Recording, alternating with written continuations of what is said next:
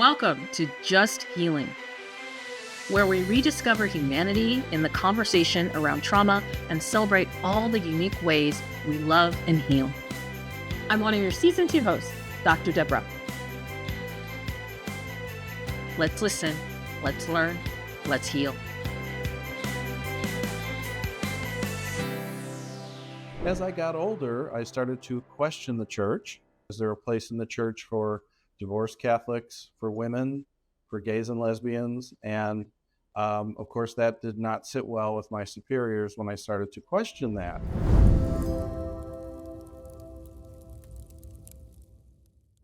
Hi, and welcome to this episode of Just Healing. And today we're going to be talking about some interesting topics. I cannot wait for this next guest. I mean, with everything happening in the world today, with the bombings, the shootings, and the world just being kind of off the hook, I thought that we would bring someone in who had a background in psychology and trauma and just being with people. So I want to introduce Dr. Richard Sinacola to come with us and have this journey with us today. Hey, Richard. Hey, how you doing? I am doing well. Now, first of all, you are a priest. You're also a psychologist, right? I mean, I think people need to understand how that's even possible because, there's a lot of stigma around priests in the world today, but to have both doing that and to be here with Just Healing is an amazing thing. So tell us just a little bit about who you are. Okay, well, I started my career journey early in life. Both of my parents are Italian. We were very, very Roman Catholic as I was growing up, and we were very involved in the church. My father was in the Knights of Columbus. My mother worked on the altar guild. I was an altar boy from the time I could crawl. When you're an altar boy that long, in the parish that we were in Detroit, the priest would say, hey, I think this particular student has some potential for the priesthood. So in those days, back in the 60s and 70s, you went to the seminary when you were 14. And so I left at 14. I left Detroit, went to outside of Columbus, Ohio, to study for the priesthood at a minor seminary. And I attended the minor seminary for 4 years. We actually lived there. We came home for summer vacation and Christmas and Thanksgiving, that kind of thing. And then when I graduated from there, I went to the major seminary, Sacred Heart Seminary, which is in Detroit, and I studied there for a while. But as I got older, I started to question the church, and that was not a popular thing to do. In the Roman Catholic Seminary, it's very hierarchical, and you don't question authority. Well, I did, because I'm a pretty outspoken person, and so You're my friend, of course you are. Right. So I spoke up and I said, when is the church, this happened right after Pope Paul VI died. And, we had a very liberal Pope there for 30 days, Pope John Paul I, right? Mm-hmm. And so we really thought there would be some changes that were really necessary in the church. And so many of us were questioning, is there a place in the church for divorced Catholics, for women, for gays and lesbians? And of course, that did not sit well with my superiors when I started to question that. So I was asked to take a sabbatical. I took a sabbatical for a year, even though I didn't live at the seminary. I continued to take classes there and to pray with my fellow brothers there. And then at the end of that year, I thought I would be coming back, but they essentially asked me, my spiritual advisor and the rector then, said, have you changed your opinion about things? And I said, actually, no. The year off made me question them even more. And so it was essentially assumed that I didn't have a vocation for the priesthood. So I left the seminary in my sophomore year there. And I went to the University of Detroit. I finished my degree in psychology. I went on to Wayne State University and I finished a master in social work and then on to a PhD in counseling psychology. And became a psychologist, essentially, and started teaching. And I've been teaching for almost 40 years now. I'm kind of wrapping that up, sort of retiring from that. But I always felt like I had a vocation for the priesthood. In 2014, when I was teaching at the Chicago School of Psychology in Los Angeles, I decided to go back to seminary, but obviously being a married gay man, I couldn't go to the Roman seminary. So I studied with the Episcopal Church at Claremont Graduate School for a while, and then I found the Liberal Catholic Church. It was an old Catholic rite. I didn't know that much about the old Catholic rite. I knew they were in existence, but I found out more about them. And the old Catholic rite has been around for about 150 years. They came into existence after Pope Pius IX declared himself infallible back in 1870. And of course, several bishops didn't like that. No human person is infallible. So, of course, those bishops, most of them from Germany and the Netherlands and Switzerland, broke away from the Roman Catholic Church and formed the Old Catholic Church. And so I studied with the Old Catholic Church. I finished my Master in Divinity with them and was ordained back in 2016. And so I'm now with the American National Catholic Church, which is an interesting group. They came into existence about 20 years ago, mainly as a response to the clergy crisis within the Catholic Church. And most of the clergy in the American National Catholic Church are former Roman Catholic clergy. Some of us were in the Old Catholic Rite. But we have a very distinct philosophy, which is we all come to live the gospel and to bring the word and the mercy of God to other people, regardless of who you are.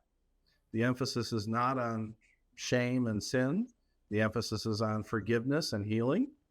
And for that reason, most of us came, and that is the message we're trying to bring. And it's been a great message, especially for fallen away Catholics, for divorced Catholics, for gay and lesbian Catholics, for trans Catholics, and all of those folks who felt like the church was no longer responding to them. We do have female clergy, we do have married clergy, and we do have gay and lesbian clergy, because we don't see gender or sexual orientation as an issue for one's vocation. And I think that's, I remember being at your ordainment and being so proud of that. But do you remember my mother's response? As she kept saying, she just was standing there. She's like, I don't understand. He's gay. Your friend Richard's gay, and he's Catholic, and he's a priest. She kept trying to calculate who you were to her. And I said, but Mom, they believe anyone should be able to be what they want to be. And, it was right around when all of the scandal was going on and everything. And I said, Richard, like, who he is, you heard me talk about him for years. Do you understand how that's different? That's diversity. That's about moving from something else. That's why he wasn't ordained years ago, because of that. Right. And I wonder, because of all that, did psychology help bring you to that place to where you begin to start this journey of being more diverse, and looking at people differently? Yes. When I was in the seminary, both in the minor seminary and the major seminary, we did something called,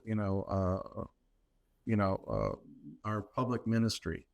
And so I was assigned to a hospital.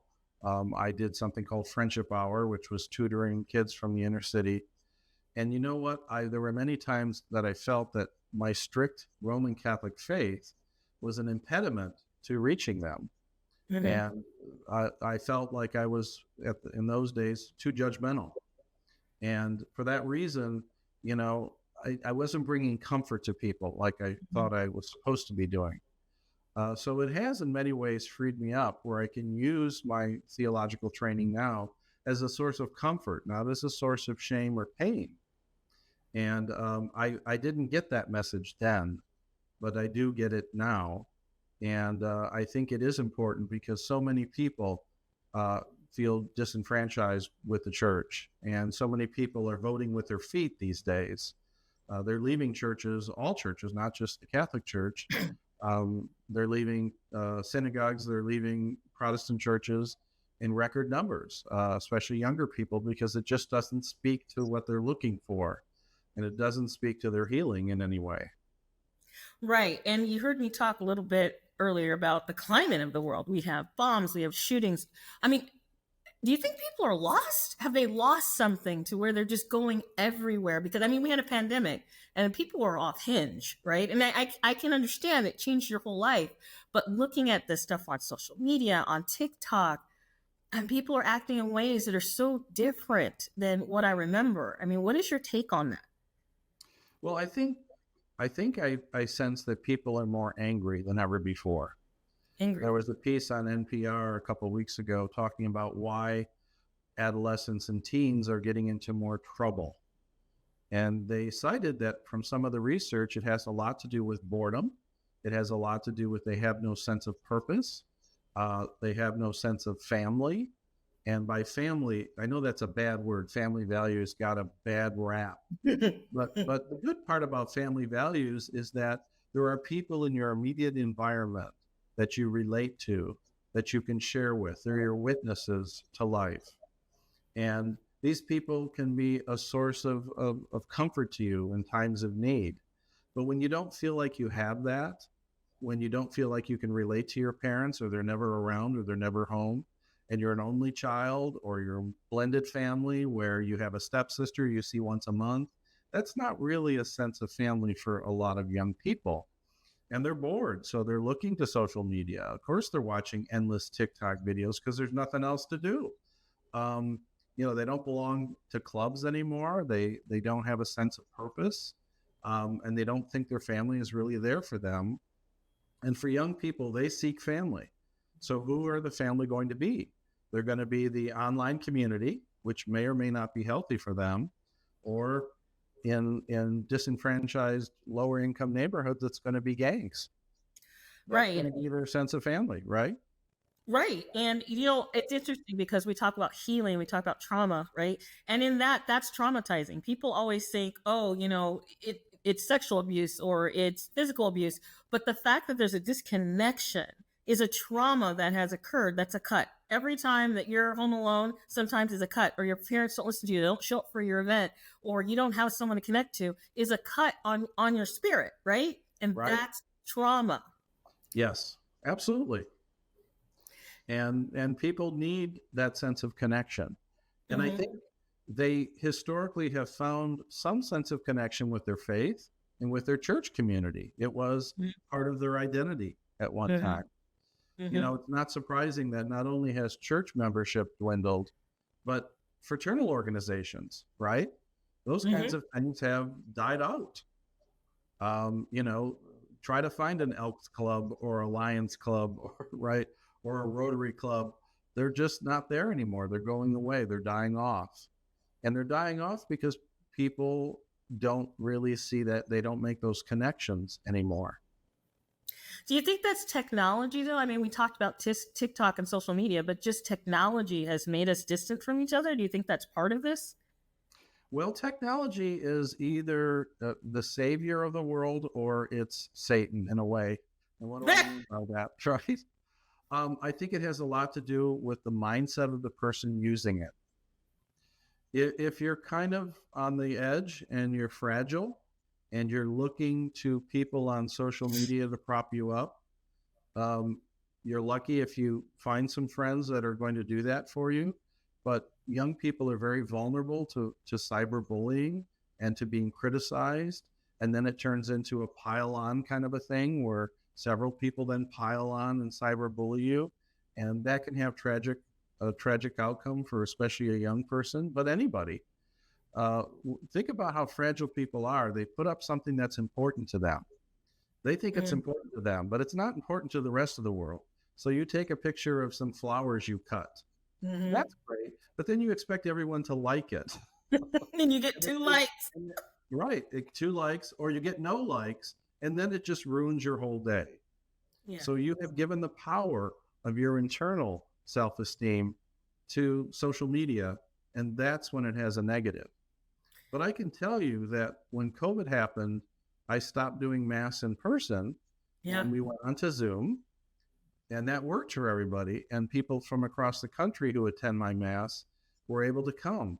Now they want to stay on Zoom, but we have a very, very spiritual mass every week on Zoom. And people tell me all the time how great it is and how much they get out of it. And I typically don't get a lot out of Zoom meetings, but it is a connection, and they do feel it's important to them. Some say it's the highlight of their week. So for them, without Zoom, they couldn't physically attend in person. So they would get no spiritual connection. So And it can be a good thing or a bad thing. yeah, I've attended a couple of your masses on Zoom, and I can say I got something out of it. It was better than going in and being afraid of touching somebody, right? Right. And getting COVID, I mean, at least I was able to sit and, be. And sometimes I was just laying in my hammock listening, but I was there. I was able to experience that, right? But do you think that in this world today, because of our cancel culture, right? Like you don't get your 2 likes, right? Or someone puts something out there and they're not quite thinking that sometimes that's causing some of this angst in our world, right? Because people are just believing what has been put out there and not looking or researching about what actually did happen. So people make these assumptions about the world. Yes. And as you know, we get our information. How do we get our information? Well, we watch a video, we watch TikTok, we see what people are saying on social media. Older people are more likely to turn on the TV set and watch whatever their favorite news show is, right? If you're more conservative, it's going to be Fox News. If you're more liberal, it might be CNN or NBC. So we're going to look for a voice that echoes how we feel in our philosophy. But we never really stop to ask ourselves, is it really unbiased information? Is it leaning in one direction or another? If it's sort of leaning the way we think, then we think it's news and we don't question it at all. And I think we're seeing that now with what's going on in Israel and Gaza. They're trying to be balanced. So they show a horrific scene of what's happening in Gaza, and then they talk to the survivors of the hostages, in Israel. And your heart gets pulled that way and you feel sympathetic, and then it gets pulled that way and you get sympathetic. But most people aren't able to sort that out and just say, this whole thing sucks. You're both right and you're both wrong. And somebody needs to be able to speak up and say that without being labeled, that you're Islamic phobic or you're anti-Semitic. We have to stop with those labels because they are not bringing us to a solution. Right. There's 2 sides and you're folding it over and you're creating this rift. And in that, you're creating a traumatized culture too and creating more violence for people. Right. And absolutely. So how do we stop all of this violence? How do we change these behaviors? Well, I think we need to give news outlets, need to give more airtime to those groups that are working within the Palestinian Authority and within Israel to bring about peace and dialogue. And they do exist. Sometimes you watch the news and they give them all of 15 seconds of airtime, that there's groups inside Israel that are saying, this is not the answer. We don't agree with what the Israeli government is doing. This response is far more than what is needed. Yes, Israel has a right to go after Hamas after what they did. But you have to be able to sit down at the end of the day and justify, is it really justification to level a hospital because you think there might be a couple of Hamas fighters underneath it? At some point, you have to ask yourself, yeah, they're human shields, but at the end of the day, they're still humans. So the humanity. Well, we have to eliminate the human shield. We have to deal with the human shield because that's what's inherent in the name. They're humans. And that's what I think is getting missed here. But not everyone in Israel agrees with what is happening now. And, unfortunately, I don't think anyone wants to hear what they have to say. And, I haven't seen that much about it. I know they're out there. I think there's a lot of rallies. I'd like to see a rally that the rally is not pro-Israel or pro-Gaza, but it's a rally of people who want to be in the middle and have a voice and say, we need diplomacy, we need peace. A ceasefire does not mean defeat. It means you're taking a humanitarian ceasefire because you do care about civilians. Because at the end of the day, when this war is over, Israel will have to answer for what happened here. And that's going to be difficult, I think, for them. Well, it's bringing the humanity back to the situation. I mean, just bringing it back to the US when the George Floyd thing happened, the world blew up, didn't it? Yes. People were bewildered and everybody took a side and everybody had a stance. And you saw color divisions again, you saw all this stuff, but then you saw so much change, right? That began to happen. People began to see things differently. But my thing is that how do we begin to heal? How do we begin to open our hearts as just people, regardless of culture and country lines and all of that? We're all diverse, but how do we now begin to heal? Because we saw some healing after COVID. We saw some joining together. I mean, we were all in a pickle in this world, right? And we Yeah. began to band together for things. You saw people doing rock concerts. You saw people trying to make better. And now it seems like we've gone back, like way back, and created something else. So how are we going to stop this violence and begin to heal as humans? Well, I think a lot comes from dialogue. I think if police departments around the country begin to open up and have, informational meetings where they invite the public, they try to explain what the role is, what policing is about. They explain how good policing is important and good training is important. And they also explain their role. I think if police can explain more about what they're trying to do on the streets, how they're trying to keep the public safe, and they can help to understand that, yes, we do have a job to do. We can't invite the general public to decide what police should do because, for some people, they'll say, well, they should do nothing, but they don't realize the repercussions of that either. Mhm. So having more dialogue, explaining what it is that policing is about, getting some feedback and input from them about how we might police better, how we might be mindful of different groups and their needs and the communities that they serve, that's going to be really helpful.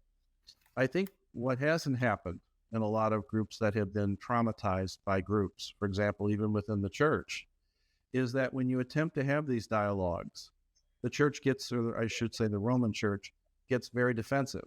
Yeah. And then the dialogue shuts down because historically they have not dealt with it very well.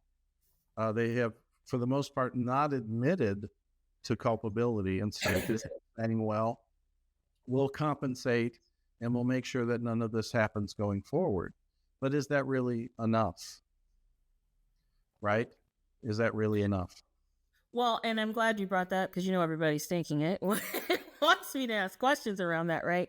And Right. I have another friend who is a priest, and he's the monitor for all of that. And people don't realize there were so many sanctions that the Catholic Church did do, but they also do it so defensively that no one even knew that this existed, right? And so it was really, really hard for people to trust the church again. And I think, and correct me if I'm wrong, right?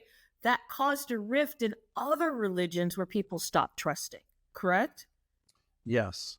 Because, of course, whenever we discover something like clergy abuse, you go after the big fish. So, Right. a lot of people don't realize that clergy abuse was not particular to the Roman Catholic Church. It had been happening in other Christian churches and Protestant churches and some Jewish synagogues. So, we just needed to look at the general generic clergy abuse. But then it Mhm. started, when we started to put a spotlight on that, we started to see, oh, wait a minute, it's also basketball coaches and Mhm. football coaches and Mhm. scoutmasters and other people who have opportunities to work closely with children. Okay. And so, as bad as this whole crisis has been, it was a can that finally had to be opened. And now the healing can begin. People are still dealing with the raw trauma of it. But for people that I work with who come to me who say, well, I want to see you for two reasons. I Mhm. want to see you as a psychologist, but I also want to see you as a priest because I feel like my spirituality, my faith has been hijacked by my Mhm. abuse.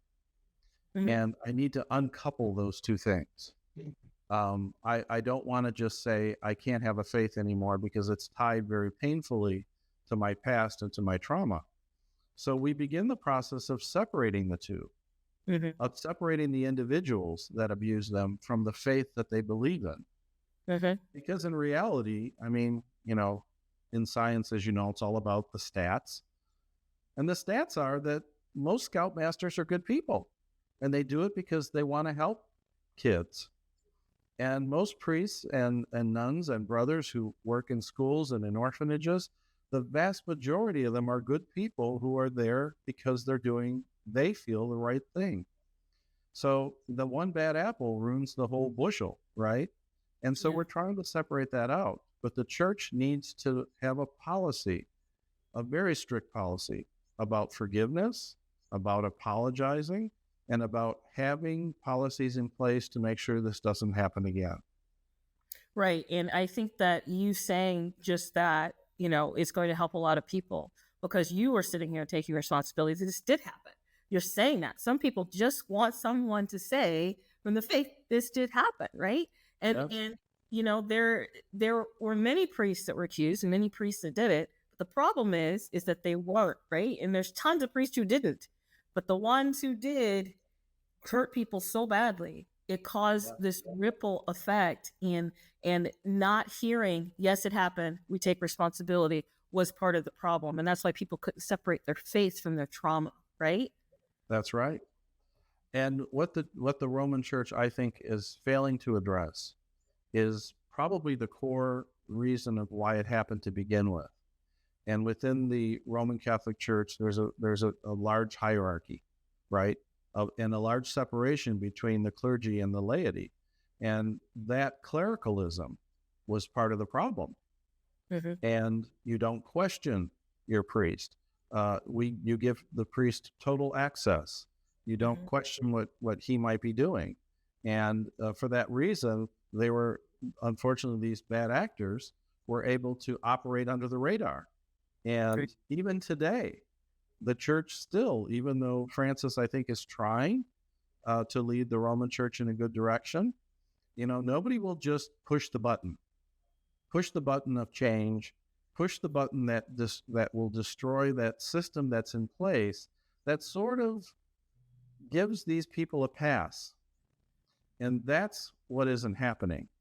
You're not saying up front, well, here's the problem. The bottom line here is, for anyone who's a staunch Roman Catholic to say, well, there are no gay people in the church, they're just naive when they say those things. The bottom line is there are many gay and lesbian clergy and religious in the Roman Catholic Church. And, they won't identify themselves. The church will say, no, we've dealt with that. We don't admit anyone to holy orders who is this way. Well, you don't admit anyone who admits to being gay or lesbian, but you don't know. And so if they say they don't, it's like a don't ask, don't tell thing. So it never gets addressed. But for the layperson, they have to understand something. Being gay and lesbian is not synonymous with being a pedophile. And that's what they often do not understand. We're concerned with pedophiles in the clergy. We're not concerned with whether someone is gay or lesbian or straight or bisexual. That's not the issue. The issue is, how do you conduct yourself? How do you feel about your own sexuality? Is it healthy? Do you have a healthy expression of it? Certainly, if somebody comes to holy orders and they're single, nobody thinks twice about that. But if they're married, then it becomes an issue. So, the bottom line is whether you're married to another man or another woman or someone of the opposite sex or opposite gender, that's not the issue. It's who you are as a person and what is the quality of your loving relationship with the person you chose to spend your life with, because that's a testament to your character. Right. And character is something that is missing in a lot of the world, right? And that is not just about priesthood. That's not just about someone who is, said that they're going to live this godly life, right? Those things are all judgments on people. And you have to, at the end of the day, you have to decide what kind of person you're going to be, right? Right. And you have to decide how you want to be viewed. There are times that I say, I don't want to be viewed that way. And that's where the change begins. It's like, who are you? How is your soul being fed? And how are you going out in this world? Right. And so, how do you think us in this chaos, in this crazy, can begin to look at ourselves and say, as a society, how can we change so we're not viewed that way and we begin to give other people the chance to heal? Well, I think you start with asking yourself some very basic questions. How do you like to be treated? I think if you ask that simple question to most people, they come up with a very short list of words. They want people to be generous. They want people to be forgiving and tolerant and flexible with them. They want people to help them understand that while we strive to be a good person, and it's always important to be your best and to be everything you can be, sometimes you're going to make mistakes. But if you're going to feel shame and anger when you make a mistake, someone's going to get it. Someone is going to pay for that. You're going to take it out on the people you love, the people close to you, people around you. And if you don't have them to take it out on, you're going to take it out on society in general.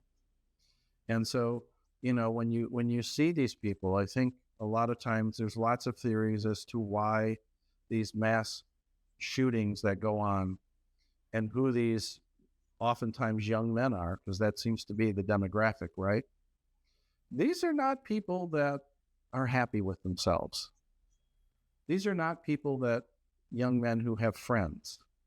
They don't have a sense of purpose. They might buy into a radical philosophy like white supremacy or neo-Nazism, because once again, what are they looking for? They're looking for family. So they act out because they're angry. They don't know what to do with themselves. It's easy to just label them mentally ill, especially people on the far right are like, well, it's mental illness. Well, no, I think it's more than that. It's a sociological condition of feeling alienated. And they get that sense of purpose, even though it might be the last act they do. They've decided that that's what my purpose will be. And it might be the last thing that I do. So do you think there's a difference in gender then? Like, because men are more angry, they're more volatile. We're conditioned to be polite, right? Unless you're me. I mean, I kind of don't think I have to be polite because I'm a girl, but women are conditioned to be polite, right? And so I think that men are allowed to have one emotion, and that's anger, right? So do you think that that's why there's a difference in what we see on TV and we see more men out there, like we have more men in the prison system than we have women? That's true, because I think if you think about what young people gravitate to, and if you watch children when they play, boys tend to be more aggressive. They tend to like superheroes more than girls do, right? Unless you're me. Unless you're me. Yeah, we try to create female superheroes. They don't go over all that well. Last time I checked, Barbie doesn't have a pink AK-47. She just doesn't. She doesn't even fit a little small pistol in her little purse, right? We've decided that So what girls gravitate to is glamour and being important and being respected and loving, and you're right, and they're allowed to have those emotions more, I think, than boys do. But boys tend to gravitate more toward violent superheroes that have special powers. I think this affects everybody, but probably young boys more. When they feel like they have no power, they look for sources of power. And what is going to give them power? Well, a platform on social media would give them power, but also taking power when you can't just feel like you have any power. And how do you take power? You hold society hostage. That's how you get some power. You make people stand up and see you, even though it might be a negative. That's powerful. Well, we're almost at the end of time. And I want to ask you, is there something you want to leave someone with to take with them home on everything that you said? I think, both as a priest and a psychologist, my first and foremost role is to heal people. People who are suffering with mental illness, they need to know that there's techniques and there's treatment that could help them feel better, to be a better person, to get the most out of life that they can get. And I think as a priest, we also have to heal the spiritual. We're all spiritual people, and it's my belief that this is not our only life that we're going to have. This is simply the first part of our journey in the universe. And so we have to be prepared for the second journey in our universe. And that's what's important. I help people heal what's going on in this part of their journey so that they'll be ready for the next part of the journey. Well, thank you, Richard. And I am just always so honored to have you in my life because My pleasure. you always make me smile. And there are times I call you and say, I need a priest. I don't need a friend. I don't need a psychologist. I need a priest right now. Yeah. And you are always there for me. And I can't imagine how your followers and parish feel about you because I know how I feel. I'm always overjoyed. But I want to thank everyone for joining us on Just Healing and taking this healing journey together.